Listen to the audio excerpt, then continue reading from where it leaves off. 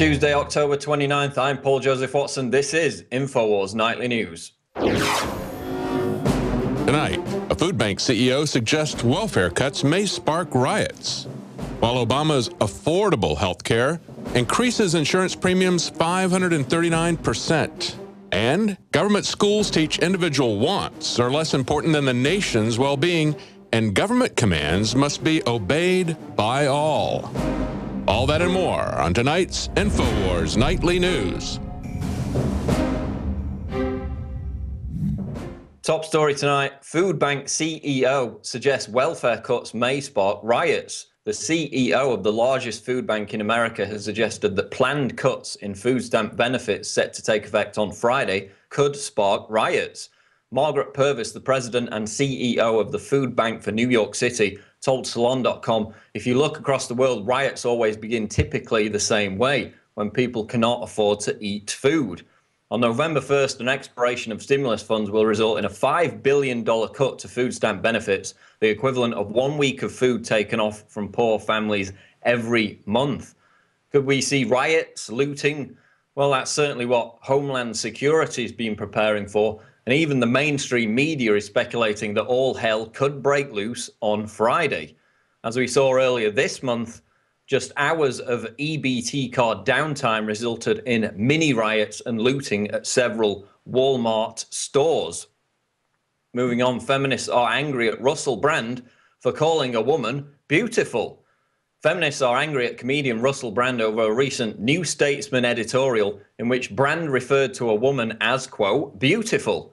Although most of the debate centered around Brand's call for a revolution, Salon.com's Natasha Leonard said she couldn't bring herself to jump on the Brand wagon because the actor's framing of women is nothing short of the most archetypal misogyny. That's what she said.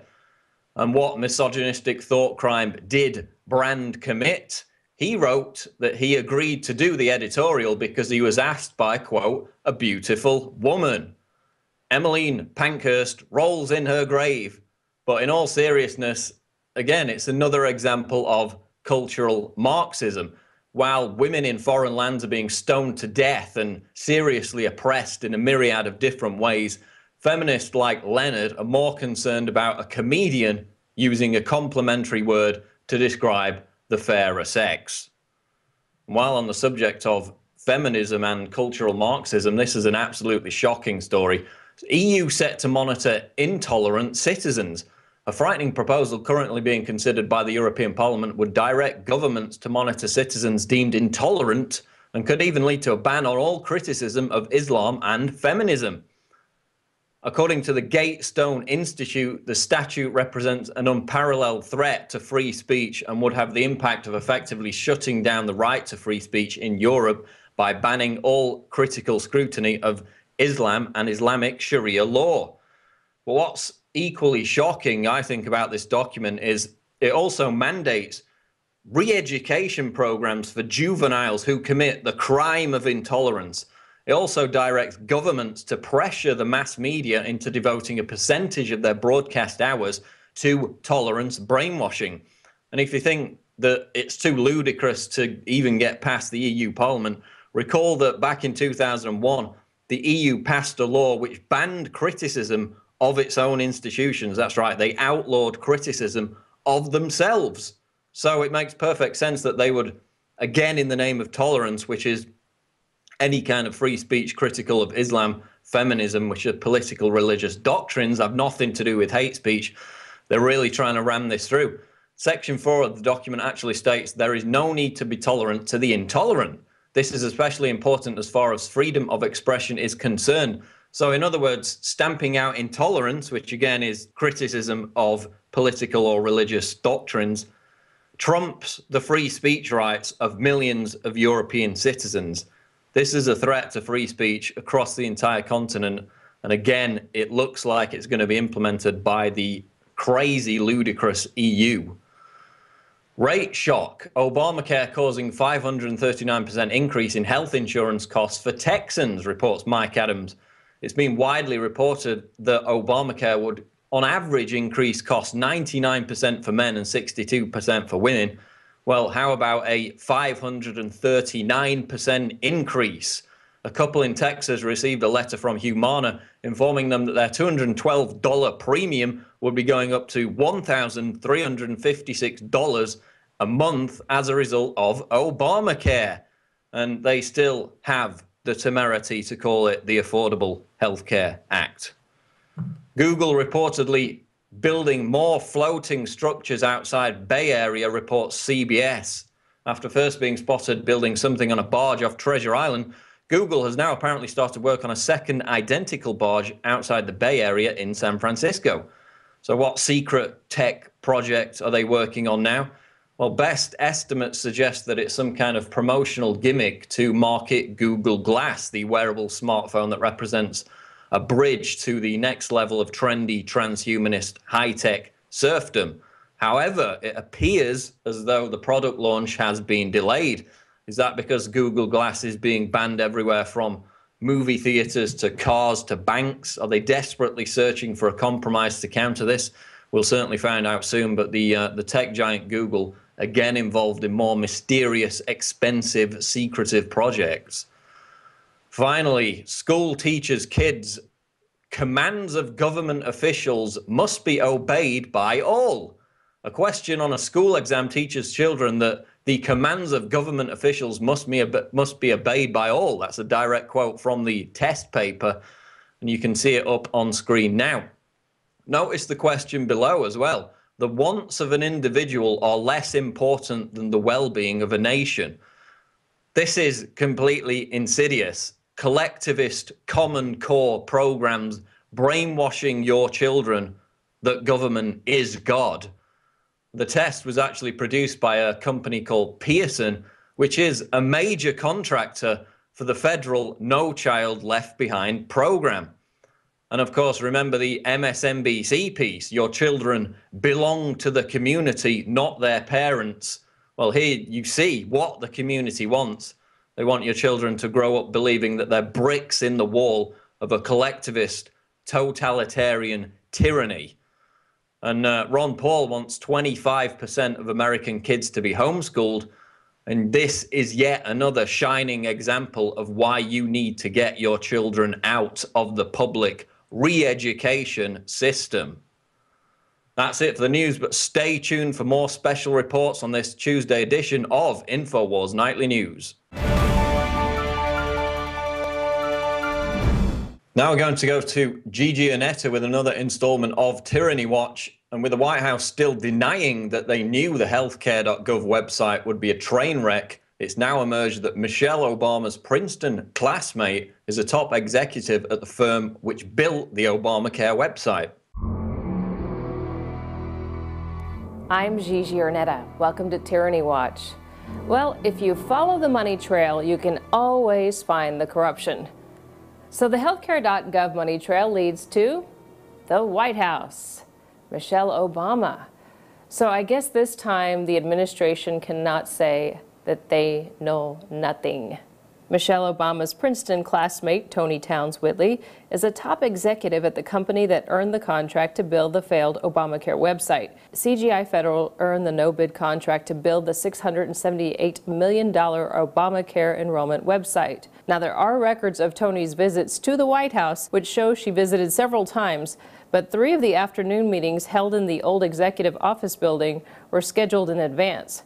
And one, Friday, April 26th, was not. 3 of the meetings were held on Friday and 1 on Saturday. So before the White House denial begins yet again, Michelle Obama does actually know Tony Towns Whitley.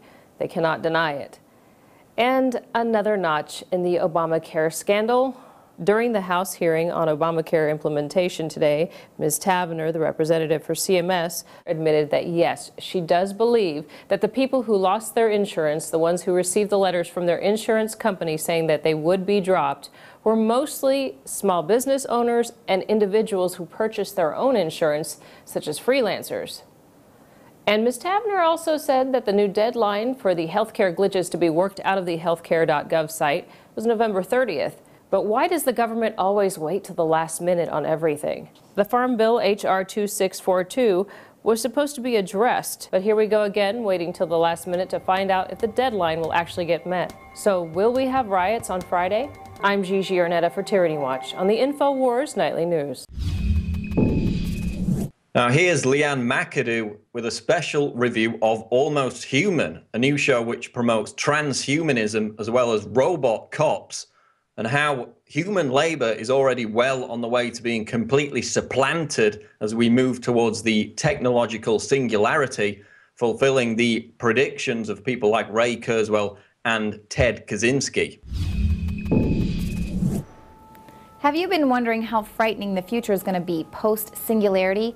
Well, a new pro-transhumanism TV show hopes to sell you on the idea of a world filled with robots. Almost Human takes place in 2048 LA, where detectives are forced to partner with synthetic, combat-ready androids.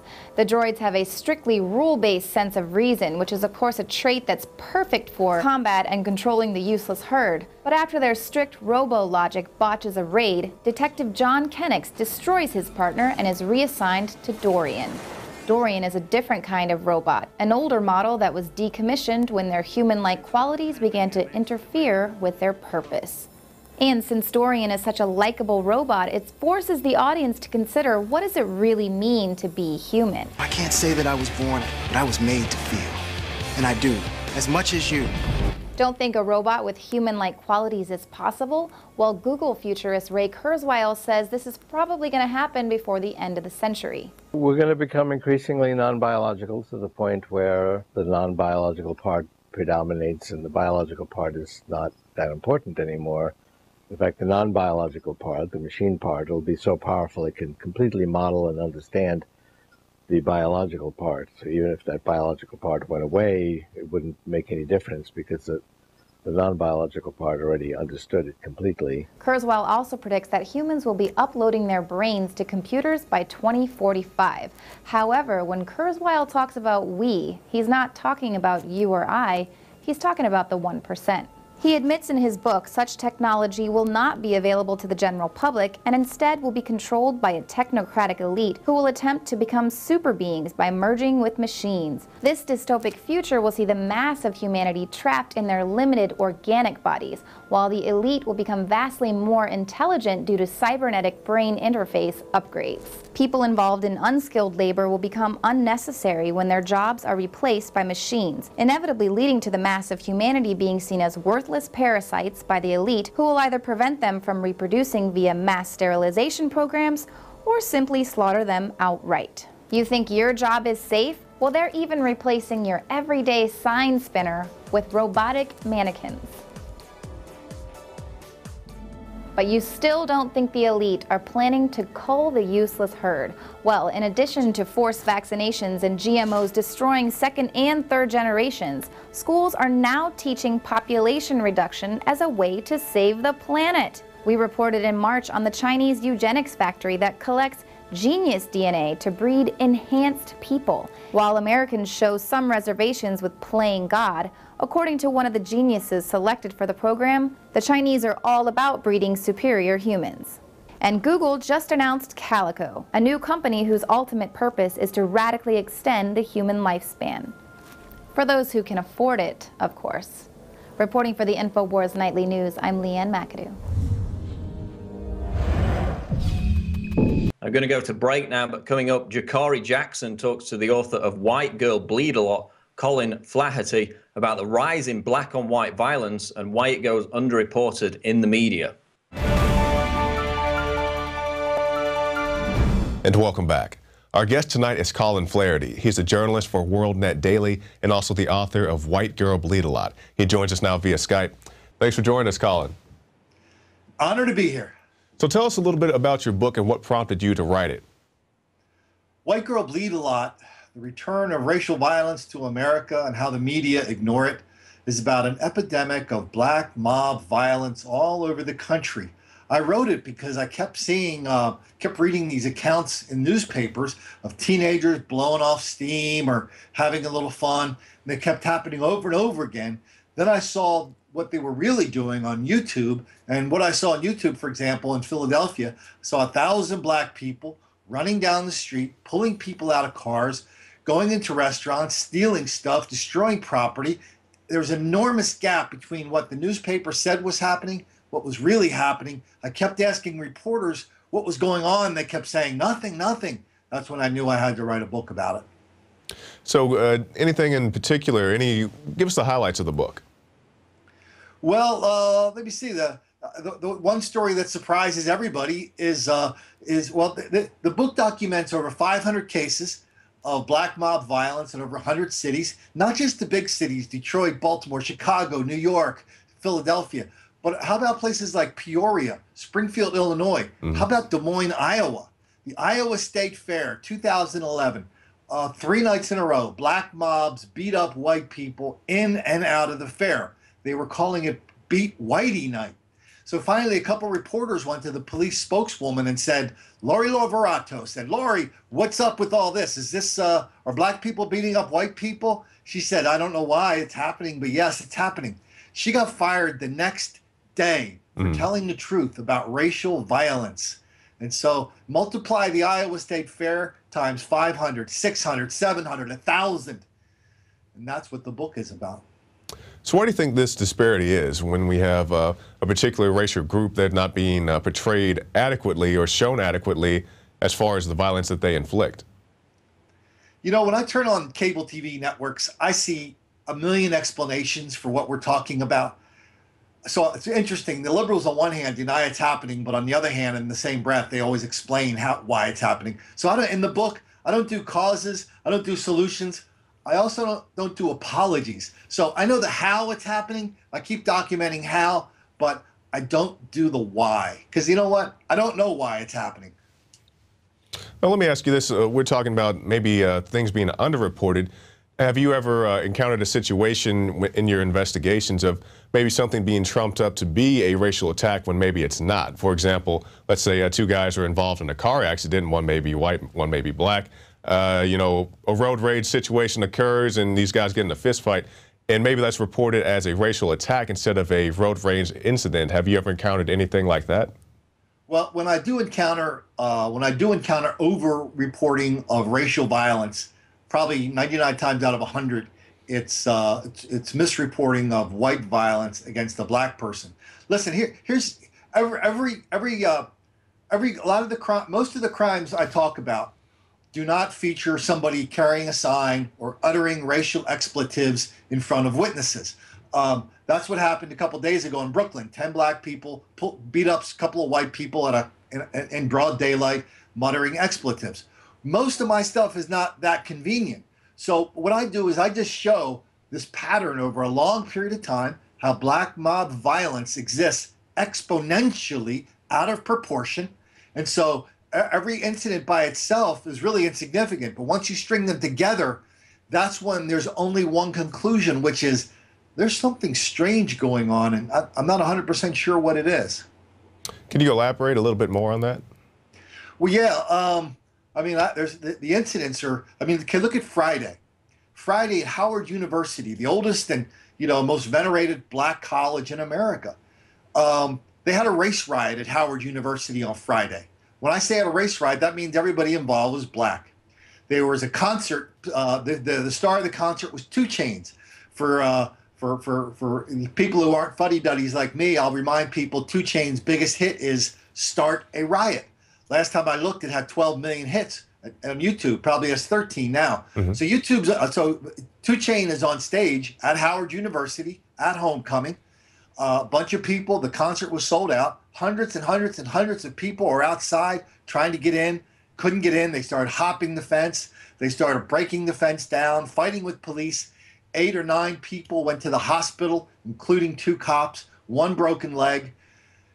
Question: did you hear about that?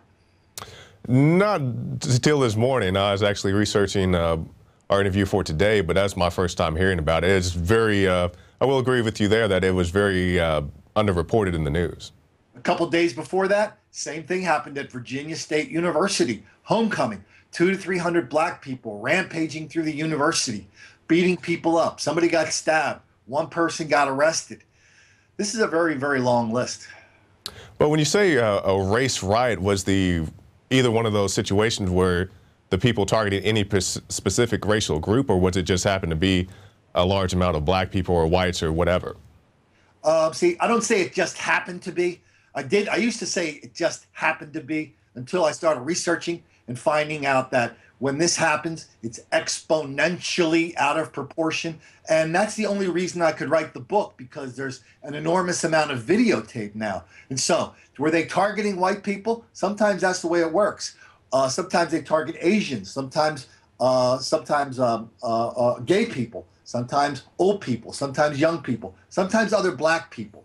So it's sometimes the mobs are small, sometimes they're big. But there's always one thing: the central organizing feature of much of this violence is that the people involved are black, exponentially out of proportion, many on video. And that's why I wrote the book, because too many people and newspaper business were way too invested in not talking about it. Okay, well, our time is short, so just tell us where we can find your book and your other works, and what else do you have coming up next? My book's easy to find. It's at Amazon, Barnes & Noble. It's at the Infowars.com store. I write for my stories primarily appear at WND.com. They also appear at Infowars, Front Page, American Thinker.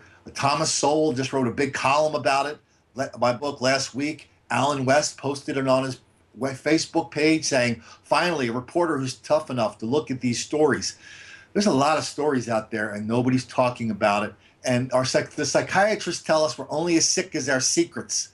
There's a lot of sick things in this country masquerading as normal. That's what this book is about. All right, Colin Flaherty, White Girl Bleed a Lot, thank you for your time, sir. An honor to be here. Well, I'm Jakari Jackson for the Infowars Nightly News, and we'll see you tomorrow night.